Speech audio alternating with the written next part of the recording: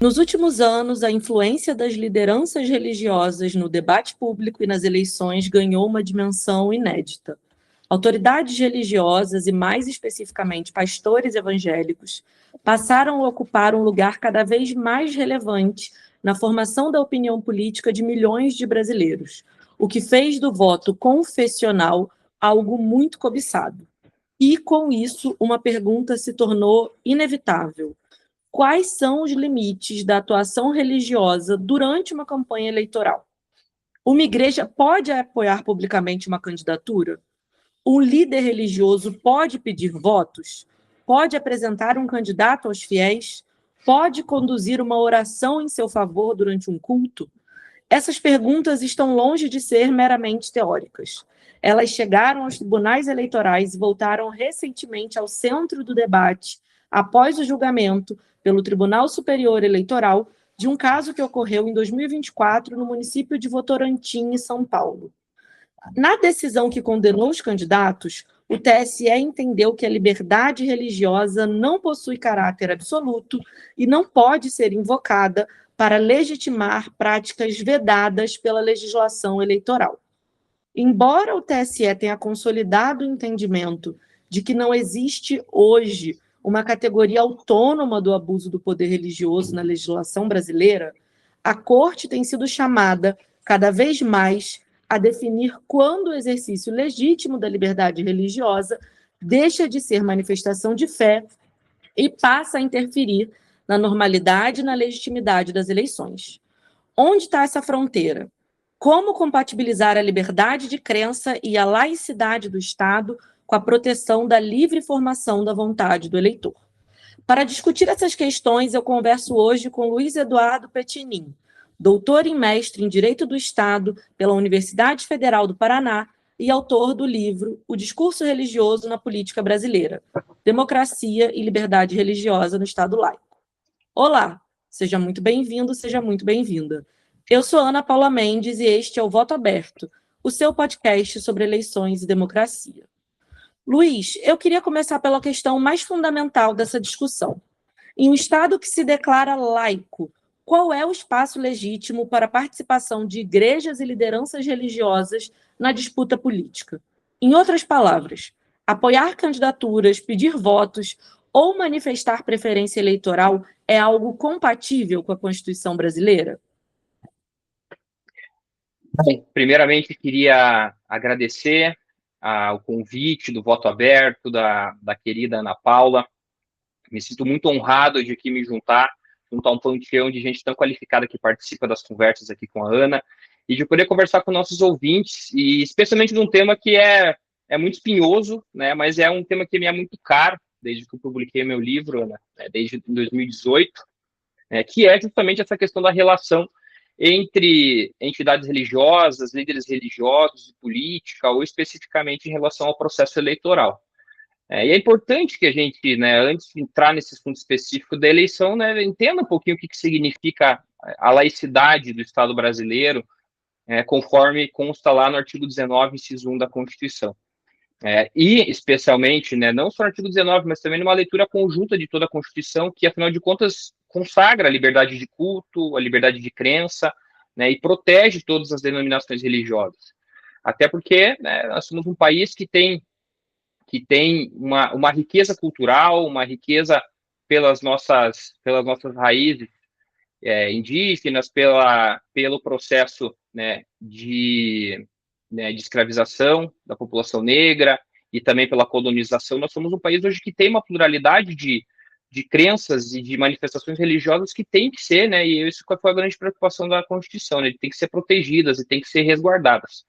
Então, quando geralmente se entra nesse tema, muito do que se diz é assim, o Brasil é um Estado laico, mas não é um Estado ateu.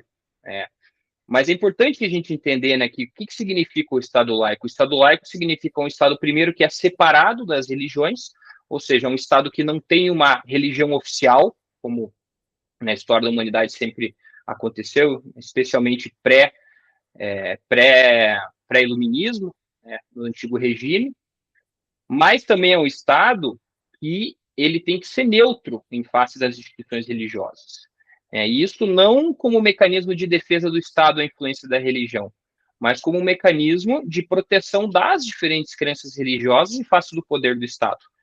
Então, dizer que a gente não tem um Estado que tem uma religião oficial não é também dizer que a gente é um Estado ateu, mas também não é dizer que a gente é um Estado cristão, né? Afinal de contas, existem religiões que não são cristãs, que também são protegidas pelo Estado brasileiro e pela Constituição brasileira. Então, o que a Constituição diz é que o Estado ele é separado e é neutro em frente às religiões, porém, o Estado pode sempre colaborar com entidades religiosas, com diferentes crenças, naquilo que for e atender ao interesse público, né? A gente vê muitas vezes isso justamente, especialmente no terceiro setor, a gente vê muitas organizações, muitas associações, entidades religiosas que atuam em serviços de caráter social, cultural, artístico, inclusive. Então, essa cooperação ela é muito salutar e ela é muito bem vista justamente, né, pela toda a sociedade, porque ela justamente resguarda o interesse público. Então, quando a gente fala de Estado laico, a gente fala isso, é um Estado que não é um Estado laicista, como, por exemplo, o Estado francês, que repulsa a religião, digamos assim, que repele qualquer referência religiosa ao Estado. Não, nós estamos numa sociedade muito religiosa e o nosso Estado ele é separado e neutro em todas as religiões, porque protege todas de uma maneira igual. Né? Então, isso significa dizer que, por exemplo, a gente não pode fazer, construir uma lei no processo legislativo, uma política pública que favoreça uma determinada crença, uma filosofia religiosa, e com base nessas razões religiosas, por justamente ofender essa ideia de laicidade. Mas a gente tem que lembrar justamente, né, que a Constituição ela não veda em nenhum momento, né, que existam partidos políticos que professem, né, algum valor impresso nas religiões. Né? A gente tem partidos que são muito ligados justamente a determinadas crenças religiosas. A gente também não impede que, pelo menos pela legislação, que pastores, padres ou qualquer tipo de sacerdote religioso dispute uma eleição, seja candidato, né? Não tem essa vedação. Né? A Igreja Católica tem vedações específicas quanto aos padres, né? Mas a lei eleitoral não tem esse tipo de vedação. Então, a gente também tem que tomar muito cuidado, porque é legítimo aos religiosos participarem da vida pública e da vida política, né? Contanto que, a partir do Estado, a gente justamente não viola esses deveres de separação e neutralidade frente a diferentes crenças, né? Que isso não configure um favorecimento ou uma proteção de uma fé, ou especialmente uma perseguição à outra fé, que não seja aquela dominante, digamos assim. Então, a gente tem sim que reconhecer a laicidade do Estado, mas também reconhecer a liberdade de pessoas religiosas, de líderes religiosos, né, a participar da vida pública do Estado, inclusive disputar eleições, inclusive partidos professarem determinados valores religiosos para angariar a simpatia do eleitorado, né, filiados e disputarem as eleições. Então, esse eu acho que é a grande ideia que a gente tem que ter numa sociedade que é inclusiva, é muito plural, frente à interpretação do que significa a laicidade do Estado. Perfeito, Luiz. E também é justo e legítimo que grupos religiosos se manifestem politicamente, né? Se grupos religiosos têm uma determinada visão sobre uma pauta que reflete na sociedade, eles podem se organizar como uma bancada, como um grupo de interesses e fazer ali o seu lobby, como todos os outros grupos, a bancada feminista, como indígenas, pessoas negras, jovens. Isso também é algo importante, né? Porque são pessoas, os grupos religiosos, que têm visões muito particulares dessa vida, né? Qual a nossa missão nessa vida, quais os valores devem nos reger nessa vida, e claro, desde que não fira direitos humanos ou valores constitucionais, esses grupos eles devem se organizar também politicamente, porque a visão religiosa ela também acaba refletindo na visão política. Mas com base nisso que a gente falou, e isso é interessantíssimo, assim, Luiz, eu adoro o seu livro. Em 2018, eu estava lá no lançamento do seu livro, ele foi muito citado também no meu livro, na minha dissertação de mestrado, e isso é algo que me marca muito na sua pesquisa, que o Estado laico não é o Estado laicista. Então, nós não podemos ter leis que vão restringir determinado tipo de crença e determinado tipo de culto.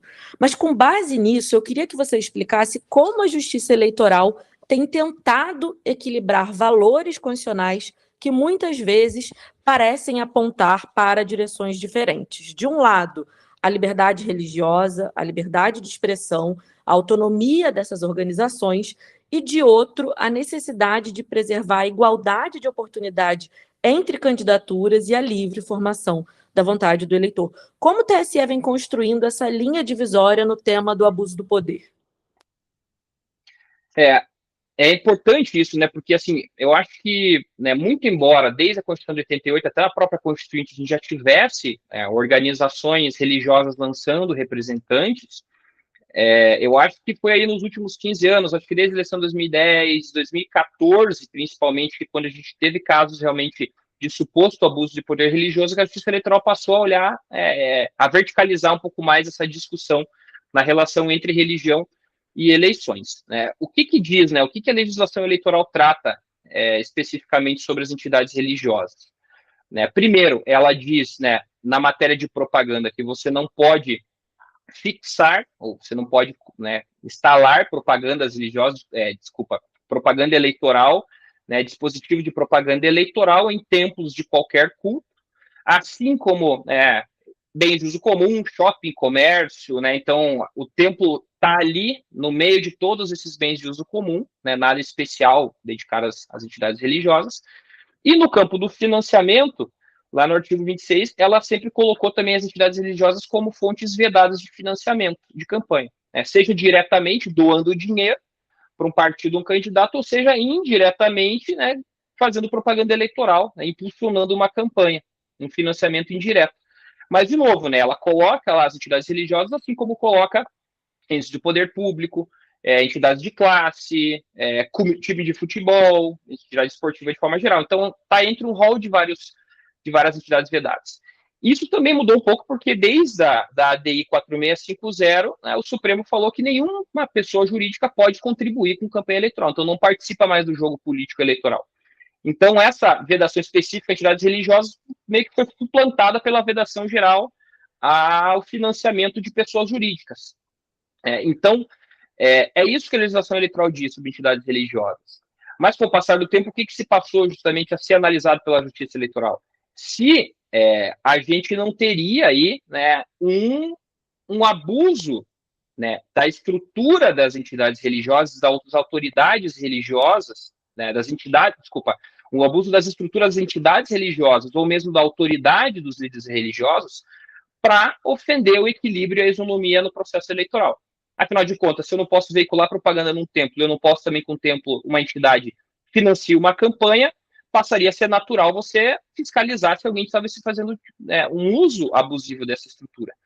E em 2020, 2014 foi a primeira eleição que eu acho que a gente teve, inclusive, o presidente do Rio de Janeiro, o presidente de Minas Gerais, de São Paulo, a gente teve alguns casos em que a gente já teve casos de cassação de candidatos que fizeram, que se aproveitaram abusivamente desse espaço privilegiado frente a alguma entidade religiosa para violar a isonomia do pleito.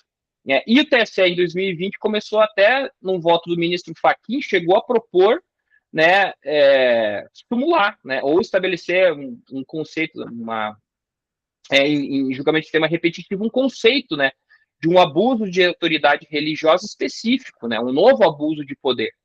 E o tribunal acabou rejeitando essa tese do ministro Fachin, né, porque entendeu justamente o quê?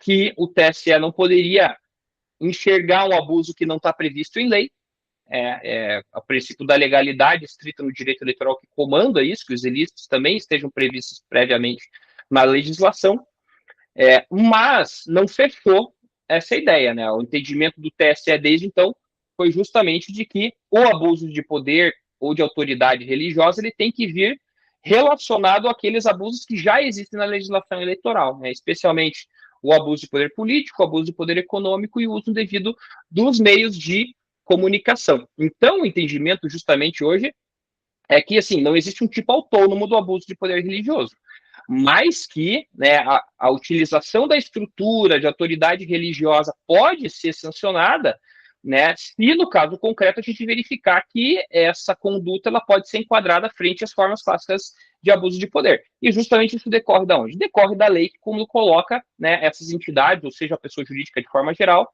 né, que ela não pode justamente promover candidaturas. Então, não existe nenhum conceito na lei, não existe um conceito assim claramente jurisprudencial, porém, perante o caso concreto, né, e de acordo com a igualdade de oportunidades do pleito, a justiça vai sim ter que se debruçar se, frente ao caso concreto, houve um desvio, um abuso nesse acesso privilegiado e nesse uso indevido da estrutura da entidade religiosa. Obrigada, Luiz. Eu queria aqui trazer uma tese que eu falo no meu livro, para a gente dialogar sobre ela. E aí, eu vou pegar como ponto de partida esse caso de Votorantim de São Paulo, que a gente até já conversou antes da gravação, porque me surpreendeu muito a forma como esse caso foi divulgado pelos portais de notícias jurídicas. Porque se recortou uma parte da ementa, que foi a parte que eu já li na nossa introdução, de que a liberdade religiosa não é absoluta e não pode ser usada para cometer ilícitos eleitorais. E consta na ementa como foi a atuação do líder religioso naquele caso, acho que era Unidade Quadrangular, o nome da igreja. O que o líder religioso faz? Um candidato a vereador também era pastor, ele chama esse candidato ao altar e faz uma oração para esse candidato. Vou fazer uma oração, a nossa denominação tem um compromisso de eleger 120 vereadores, então eu vou fazer uma oração, eu estou fechado com o fulano. E isso, Luiz, é algo que eu vejo como absolutamente corriqueiro nas religiões em período eleitoral. Essa coisa de vou fazer uma oração, vou receber os candidatos aqui, né? Tem casos clássicos, assim, quando a gente pega a campanha da Dilma em 2014, que foi na Igreja Universal e depois a Igreja Universal recebeu o outro candidato. Então, assim, isso acontece, muito embora a gente saiba que determinadas agremiações escolhem, sim, um lado e fazem discursos focados nesse lado, nesse candidato, pedem votos focados nesse candidato. Então, isso constou da ementa do caso de Votorantim, e isso gerou um certo debate público um pouco equivocado, na minha opinião. Porque no caso de Votorantim, havia também o elemento do abuso do poder político e do abuso do poder econômico, na medida em que a prefeitura possuía um contrato de locação de um imóvel da igreja e que no ano eleitoral esse contrato de locação foi reajustado em mais de 34%. Né? Então, havia ali, óbvio, o elemento do discurso religioso, o pedido a manifestação de apoio durante o culto, mas também havia o elemento do abuso do poder econômico, do abuso do poder político, de modo que esse caso de Votorantim, na minha opinião, não se diferencia da jurisprudência clássica do TSE. Mas o que eu me pergunto, e eu falo isso no meu livro, é que, basicamente, a forma de abuso do poder econômico, do abuso do poder político, é quase que uma compensação, quando, na realidade, o que você queria era perquirir a malversação do elemento religioso. Então, o que eu me pergunto é se a gente não está produzindo aí, a gente não está fugindo do foco do debate. Ao analisar o aspecto econômico, o aspecto do poder político, a gente não pode acabar punindo manifestações triviais, abarcadas pela liberdade religiosa, e não está focando na malversação do elemento religioso, que é o pastor que fala que se você não votar, você vai para o banco, que se você não votar, você vai para o inferno, que eu acho que no seu livro você até aborda isso sob a lógica da captação ilícita de sufrágio, né? Que é a ideia do temor reverencial.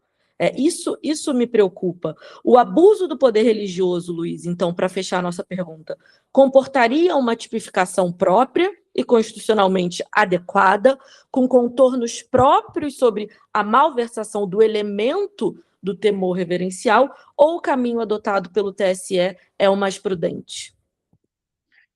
Eu acho que um não exclui o outro, né? A gente pode analisar justamente sobre esses dois aspectos. O que me chamou a atenção nesse caso do Votorantim, primeiro, assim, né? Era até uma ideia que eu tinha, assim, muito, olha, veja, não é porque o cara vai uma vez num culto e o pastor vai falar bem dele, vai falar que ele vai ser candidato, que ele vai ser caçado. E aí, primeiro que esse caso do Votorantim me chamou a atenção, porque é uma vez só, foi uma vez no culto, e no Exatamente, período também me chamou a pré-eleitoral. atenção. Me chamou E super para atenção eleição. isso. É um culto, né? É uma vez que você vai no púlpito, que você pede, ali você fala que vai trabalhar, que vai orar, né? Exatamente. Então, assim, foi uma vez só, foi antes do período eleitoral crítico começar, mas, claro, aí você tinha o componente do dinheiro público, foi bem naquele intervalo pré-período eleitoral que também houve a renovação do contrato com a igreja, né? Daí o aumento foi de 35%, injustificado, né? Porque não conseguiu justificar. Então, ali, digamos assim, que o TSE fechou, né, a Justiça Eleitoral, porque desde o primeiro grau foi julgado procedente. Então, desde a sentença do primeiro grau, o acordo e o TSE confirmou, na verdade, né, que existia uma relação direta entre o contrato de aluguel e, eventualmente, o favorecimento. Né? E, realmente, assim, eu acho que essa questão de você disciplinar o discurso, e aqui eu faço referência ao seu livro, muito, muito citado também, Ana, né, que você, justamente, você se preocupar com o conteúdo do discurso é sempre um caminho muito espinhoso, né?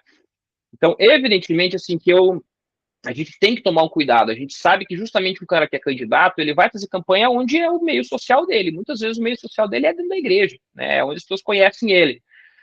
E você justamente disciplinar isso, né? Entre um uso legítimo, uma pessoa que legitimamente está frequentando o espaço da vida dele, da vida comunitária dele para fazer campanha, para você traçar uma ilicitude ou até um abuso que vai, né, deixar essa pessoa inelegível e caçar, é muito tênue. Em qualquer situação, eu acredito que é sempre bom que o legislador faça essa tarefa. E a Justiça Eleitoral aplique a lei. Nesse caminho, eu acho que até o TSE andou bem, né, nesse ponto de não querer avançar o sinal e falar, nós vamos fazer uma abertura religiosa, isso daqui. Né? Mas na prática não mudou muito, né, porque você está vendo justamente, né, a análise dos outros abusos, né, com um recorte religioso. É a mesma coisa se eu falasse, não, é um abuso do poder sindical.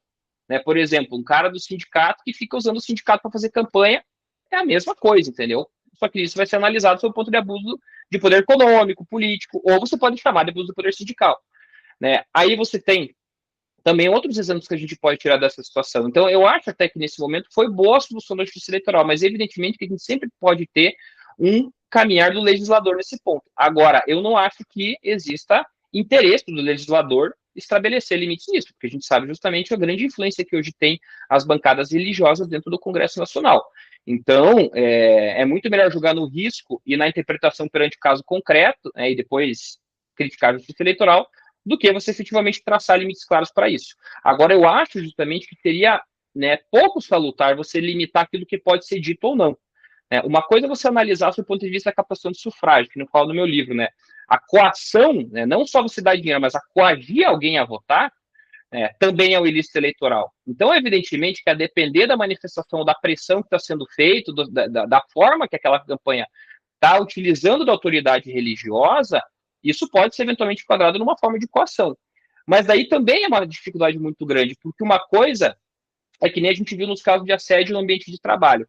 Uma coisa é o patrão, que tem o poder econômico, o poder de mando, o poder de mandar embora o empregado falando para ele, ó, vocês têm que votar nesse candidato aqui, porque senão vai fechar a empresa, entendeu? Aí é muito claro, é muito palatável você vê onde está o temor do empregado, né, quando está sendo pressionado por um patrão. Né? Agora, qual que é o grau efetivamente, né, de pressão espiritual, né, ou de fé que vai levar uma pessoa a votar ou deixar de votar em algum candidato? Aí a gente entra numa questão muito subjetiva também, né, Ana? Vejo, né, para cada um, a sua fé tem um tamanho na sua convicção. Né? Para muitas vezes contar mais, para muitas vezes contar menos. Né? Então, assim, de novo, é muito perigoso você trazer uma disciplina sobre o conteúdo de fala. Nessa situação aqui, eu acho que, né, do caso do Votorantim, existiam elementos assim muito claros de finalidade eleitoral. Né? Você não está falando de um culto, você está falando de um ato de propaganda eleitoral velada, porque ele falava expressamente, né? Esse cara é pré-candidato, nós estamos fechados com o Lilo, ele fala assim, a partir do dia 16 nós vamos trabalhar muito, né? Então, assim, referência completa ao processo eleitoral. Então é aí que a gente tem que cuidar justamente dessa situação. Poxa, que nem você falou, vai chegar agora na eleição, todo candidato vai querer aparecer no culto, vai querer subir, fazer uma oração. Não vejo nada como abusivo nesse ponto. Agora, chegar no culto, falar da eleição, falar que a igreja apoia, falar que tem que votar nele, subir no palco, fazer discurso eleitoral, por exemplo, para os fiéis, É a mesma coisa do artista. Se o artista não precisa se afastar, o artista pode continuar fazendo show, não pode fazer showmício. Ou seja, ele vai continuar fazendo a campanha dele e vai cantar nos lugares separados. Para quem é pastor, para quem tem essa,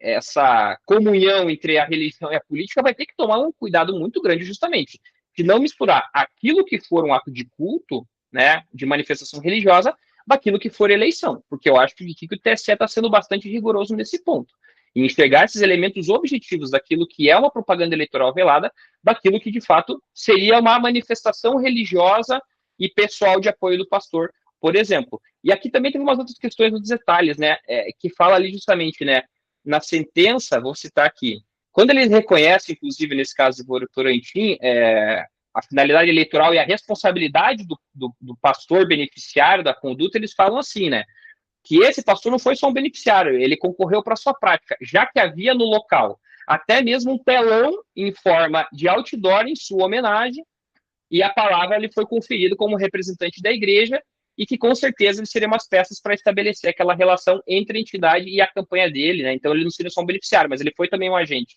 Então tinha telão, tinha, né, todo um destaque, digamos assim, na cerimônia religiosa para aquele momento pré-eleitoral, né? Então é isso, acho que tem que ficar muito, eu acho que a análise central tem que ser muito objetiva nesses pontos. Tem dinheiro, tem estrutura pública, tem meios de comunicação sendo usados, aí o componente religioso vai ser secundário, sabe? Eu acho nesse ponto. Porque a questão vai ser analisada como se fosse um outro abuso de poder, com esse recorte da questão religiosa. E não você justamente focar uma análise dessa a partir do componente religioso. Eu acho que aí a gente vai fazer uma inversão que é muito perigosa sob o ponto de vista justamente da liberdade de expressão e da liberdade de crença, da liberdade de culto. Então eu vou reformular a pergunta.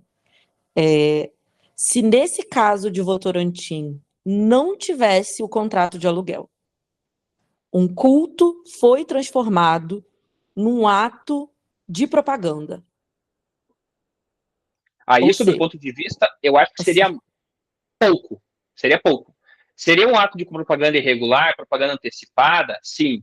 Seria um ato que, por exemplo, permitiria eu conseguir uma tutela inibitória para que a igreja parasse de fazer a promoção e fazer a participação de candidatos? Seria, de forma preventiva. Agora, sob o ponto de vista unicamente sem esse componente econômico e político aqui, eu acho que seria muito pouco para considerar abusiva essa participação aqui.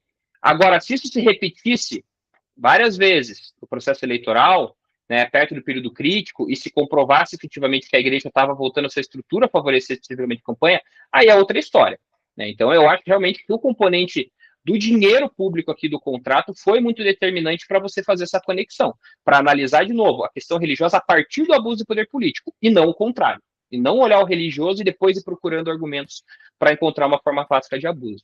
Perfeito, Luiz. Eu acho que esse é o ponto, assim. Eu tenho até muitas críticas aos julgados mais antigos, o julgado do Rio de Janeiro lá de 2014, porque pegava um evento numa igreja e falava, bom, igreja não pode financiar. Então, a partir do momento que está tendo ali, que um candidato está subindo e está fazendo discurso, o dinheiro da igreja está sendo usado para ele. Opa, não, porque a gravidade ali não é sobre o aspecto econômico. A gravidade ali, você está, na verdade, usando o subterfúgio para punir o elemento religioso. E não é esse o ponto, não pode ser. Porque senão a gente vai ter o princípio da laicidade, a figura das formas típicas de abuso do poder, que são muito caras para mim, né? Porque abuso do poder gera cassação, gera inelegibilidade por 8 anos. Então, se nós temos 3 formas clássicas na legislação, abuso do poder político, abuso do poder econômico e uso indevido dos meios de comunicação, nós temos que respeitá-las e ter uma visão de uma tipicidade fechada. A gente também não pode usar a lei como um simples subterfúgio. Não é? Na verdade, eu não gostei do elemento religioso, então eu vou começar a destrinchar a partir daí. E não é isso, né? E não acho que o TSE esteja mudando a sua jurisprudência. Eu acho que ele continua firme na sua jurisprudência de que o que houve ali, nesse caso de Votorantim, foi um contrato com dinheiro público que foi aumentado sem justificativa.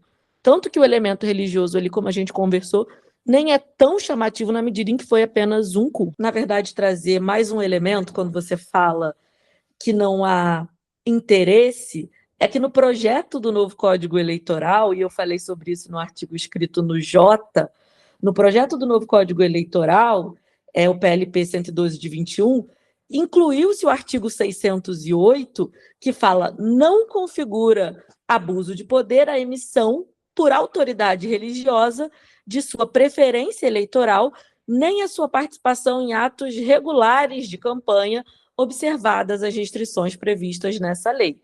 E depois eles falam, no novo Código Eleitoral, que as manifestações proferidas em locais que se desenvolvam atividades acadêmicas ou religiosas, tais como universidades e templos, não configuram propaganda político-eleitoral e não poderão ser objeto de delimitação. Ou seja, o projeto do novo Código Eleitoral ele fala: olha, não existe mesmo abuso do poder, tá? Pela minha manifestação de preferência, então, TSE, você está de parabéns. E, além disso, ele aumenta falando que você divulgar propaganda também não é um ilícito de propaganda, o ilícito de propaganda que hoje existe, que hoje permanece. Então, de fato, não há interesse nessa tipificação de uma figura autônoma.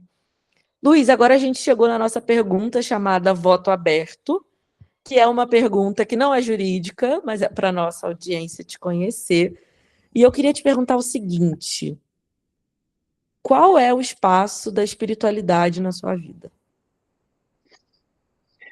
Ana, é bastante. E eu falo o seguinte: eu cresci, eu tenho uma criação toda católica, fui batizado, fiz catequese, primeira comunhão, crisma, entendeu? Fiz os sacramentos. Então, eu tenho uma questão religiosa, uma espiritualidade que, assim, faz parte de mim. Eu confesso que hoje eu não professo tanto, né? Não vou mais muito à missa, mas eu acho, assim, vou dizer tranquilamente, assim, que depois que eu virei pai, eu acho que você também, que é uma mãe recente como eu, é impossível você não acreditar numa força superior ou você não ter os seus momentos em que você agradece a força superior ou que você não pede proteção para essa força superior. Eu acho que a religiosidade é muito importante. Eu acho que ela é muito na nossa formação moral, na nossa formação de caráter. Não acho que é indissociável, né? Não acho que religião seja atestado de caráter e nem não ter religião seja atestado de falta de caráter. Mas eu acho que nesse ponto, para mim, pelo menos, foi muito importante. Né? E eu acho que também é um espaço de muito conforto também que a gente encontra dentro do Muito. espaço religioso. Muito conforto, acho que... e é isso que eu busco para mim. Eu busco justamente levar minha vida de acordo com o princípio básico de não faça aos outros aquilo que você não deseja fazer a si mesmo, que também não é coincidência ou não, também está na lição de Jesus Cristo. Então, eu acho que se as pessoas levassem a palavra de Cristo mais a sério, também eu acho que nós teríamos uma sociedade muito mais tolerante, muito mais igualitária e de muito mais fraterna, né, muito mais comunitária. Então, é isso que eu posso dizer. Eu não sou a pessoa que vou sempre na igreja mais hoje em dia, mas Deus está sempre na minha vida, assim, está sempre todos os meus passos aí me guiando, pode ter certeza disso. E eu acho assim que não tem como ser brasileiro e não acreditar nessa força superior, porque a vida do brasileiro é uma vida de luta. Então a gente precisa desse conforto, a gente precisa desse alento, a gente precisa pedir, a gente precisa agradecer. Para mim, a espiritualidade é tudo, é tudo. E também, quando a gente vai falar desse tema, né, de abuso do poder religioso, principalmente do crescimento do voto evangélico, eu acabo me despindo muito, Luiz, da minha arrogância e vendo também a importância que essas comunidades têm para as pessoas, um senso de comunidade, um senso de apoio, e de chegar muitas vezes onde o Estado não chega. Então, a gente não pode ter essa arrogância também de querer tirar, não vai falar de política, porque às vezes essas comunidades é tudo que a pessoa tem. Então, seguir esse pastor é tudo que essa pessoa tem. Né? Eu acho que passa também muito a gente entender a dinâmica da religiosidade no Brasil, né? Eu acho que tem, sim, uma má compreensão, né? Eu acho que tem uma arrogância até, muitas vezes, intelectual, assim, né? De quem estuda, Sim, de quem julga nessas situações, por muitas vezes entender a pessoa religiosa como ignorante, uma pessoa facilmente manipulável, né? Que E não precisa consegue... dessa tutela, né? Precisa dessa tutela. Exato, sabe? Ó, esse coitadinho só tá votando aqui porque o pastor mandou, então a gente vai caçar, vai deixar inelegível, né? Assim, não é assim, né? Veja, né? Justamente a religião é só mais um componente que faz parte da individualidade das pessoas, e muitas vezes é um componente maior na individualidade do que de outras. E, evidentemente, a gente tem que tratar disso de uma maneira, acima de tudo, democrática e inclusiva, né? E diversa, né? No Brasil. Então, é claro que muitas vezes eu acho que as pessoas discordam, né, no mérito do que determinadas entidades, né, ou associações religiosas dominantes, por assim dizer, e que com grande representação defendem, né? Mas você tratar isso de uma maneira excludente, aí realmente a gente não pode aceitar, né? O que tem que se perceber é que a religião, né, e as pessoas religiosas são um espaço de disputa democrática, e elas estão aí para serem totalmente disputadas e convencidas, e não para serem simplesmente excluídas do processo, né? Eu acho que esse é o grande erro que se comete quando se trata desse tema, que de fato gera muita discussão por causa disso, por causa da importância, né, que a religião tem na formação da gente como sociedade e também como indivíduo e como cidadão, principalmente. Perfeito. Porque muitas vezes essa tutela gera como consequência a exclusão desses grupos. E isso não é legítimo, isso não é democrático. Isso faz parte do jogo democrático. Perfeito, Luiz. Muito obrigada pela sua participação. Foi um prazer ter você aqui no Voto Aberto. Até a próxima. Eu que agradeço, Ana. Dizer que foi um prazer e espero que tenham gostado. E até a próxima. Um grande Até a abraço e nos próxima. vemos